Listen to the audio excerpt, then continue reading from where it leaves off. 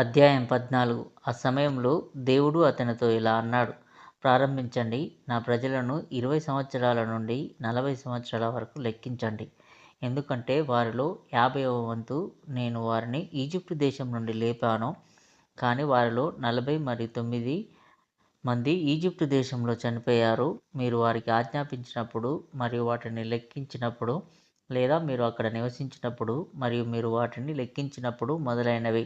నేను వారి పితరులతో చెప్పినదంతా నెరవేర్చే వరకు వారి కథను రాయండి మరియు వాటిని స్థిరంగా ఉంచండి వారి స్వంత దేశంలో. ఎందుకంటే నేను వారి పూర్వీకులతో మాట్లాడిన వారి మాటలను కూడా నేను తగ్గించను. మీ సంతానం అనేక మందికి ఆకాశ నక్షత్రాల వలె ఉంటుంది. వారు సంఖ్య ప్రకారం దేశంలోకి ప్రవేశిస్తారు మరియు కొద్ది కాలంలో వారు సంఖ్య లేకుండా ఉంటారు. అప్పుడు మోషే దిగి వారిని లెక్కించగా ప్రజల సంఖ్య 6,04,550. కానీ లేవి గోత్రాన్ని అతను వారితో లెక్కించలేదు, ఎందుకంటే అది అతనికి ఆజ్ఞాపించబడింది. అతను 50 సంవత్సరాల కంటే ఎక్కువ వయసున్న వారిని మాత్రమే లెక్కించాడు. వారిలో 47,300 మంది ఉన్నారు. అతను 20 సంవత్సరాల కంటే తక్కువ వయసు ఉన్నవారిని లెక్కించాడు మరియు వారి సంఖ్య 8,50,850. మరియు అతను లేవి తెగను చూశాడు మరియు వారి మొత్తం సంఖ్య.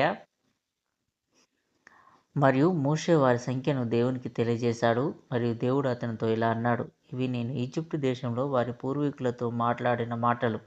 మరియు నా అద్భుతాలను చూసిన వారందరికీ 210 సంవత్సరాలుగా సంఖ్యను నియమించాను. ఇప్పుడు వారందరి సంఖ్య 9,000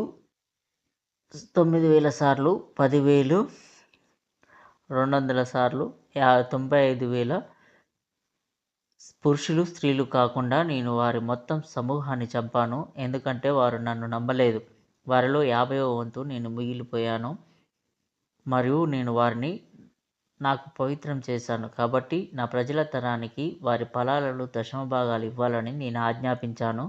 నేను వారి నుండి ఎంత గొప్ప అణిచివేతను తొలగించానో దాని జ్ఞాపకార్థం నా ముందు ఉండాలి. మోషే దిగివచ్చి ఈ సంగతులను ప్రజలకు తెలియజేసినప్పుడు వారు దుఃఖించి విలపించి 2 ఏండ్లు ఎడారిలో నివసించారు.